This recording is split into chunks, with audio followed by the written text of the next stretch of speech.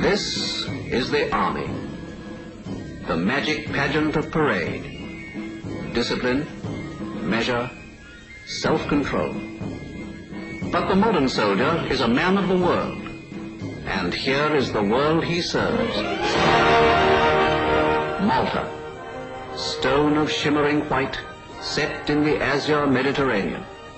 Army station, naval base, Malta, the George Cross Island. You'll find him there, the ubiquitous British soldier. For at the present time, his commitments are wider than ever in the Army's history. The guns at Malta evoke again the echo that once rang round the world. Ha!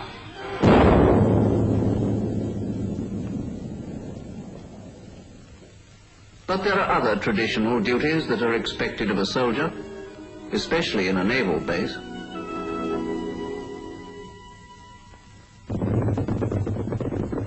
Or maybe his fancy runs to polo, and out here it's not beyond his income.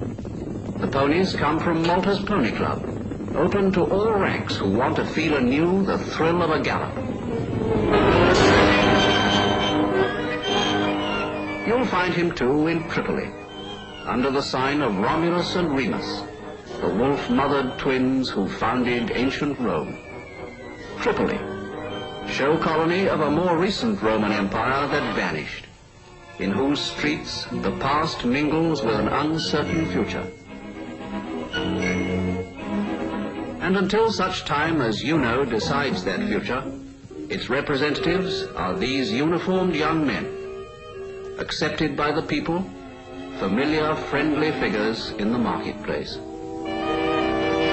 When soldiers come, can NAFI be far behind? Of course not. So tee up. But training is training. And as any old soldier will tell you, the Army's the Army. They're a unit of the Royal Armoured Corps, a famous old cavalry regiment, long since mechanized to the hilt. Maintaining and operating these fighting 30-tonners calls for a whole range of special skills. What's more, they are men of many parts, but nowadays they carry their own infantry, who can leave their vehicles and jump to it, getting down to earth and slogging it out. These days, even the PBI move fast.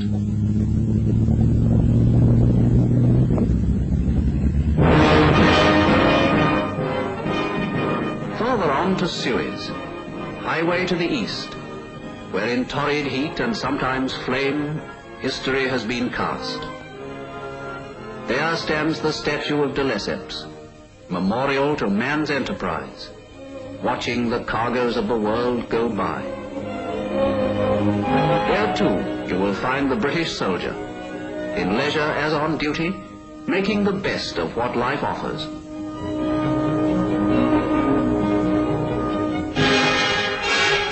The Royal Military Police let loose the dogs of war.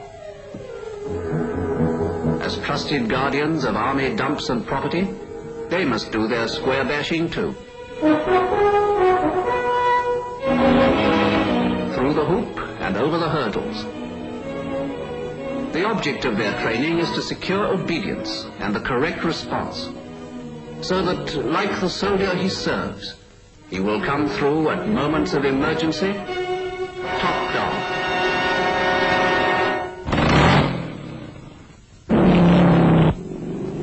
Take a stretch of desert, a few motorcycles marked unfit for service, a track built by the men themselves off duty. The result?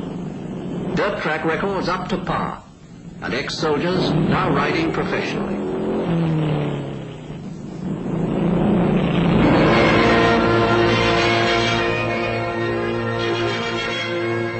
And so to Singapore, British colony, military base, world crossroads.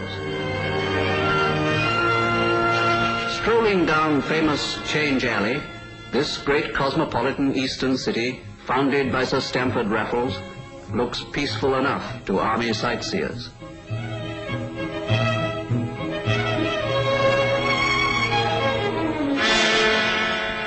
Singapore's police, Malays, Indians, Chinese, are British officered. They pride themselves on their efficiency, and today they need it. For stretching to the northward lies Malaya and trouble. These men know what they're looking for. Yes, there it is. A good spy, they say, keeps everything under his hat. But they can't keep much from these deft fingers.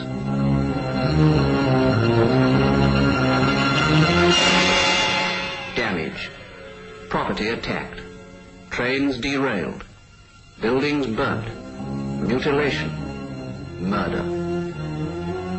For the police and the army supporting them, it's a queer kind of warfare, this. Against an enemy subtle, clever.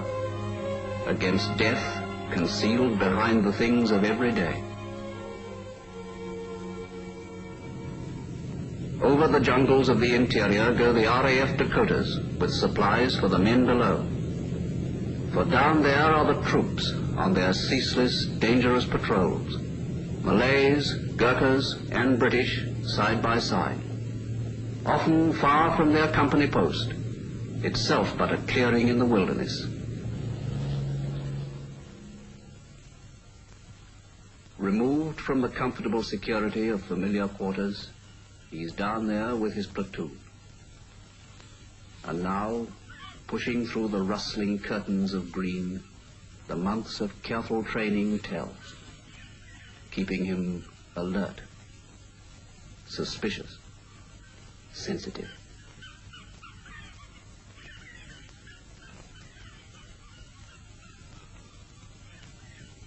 The patrols thread their courses too through the river vapors, watching the forest walls on either side. Sometimes in leaden rain, always in clammy heat, they follow their routes, watching, advancing. Slight. Seldom any warning. Which direction? How far away? Only one thing for it. Reinforce, surround the area, and comb it, yard by yard.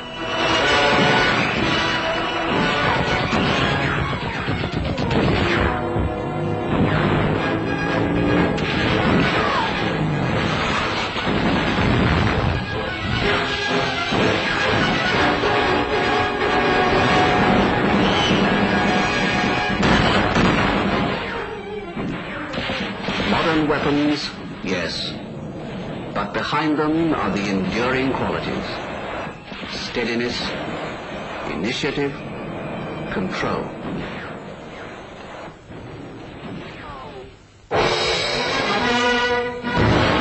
The British soldier. All around the globe you'll find him, from Gibraltar to Hong Kong.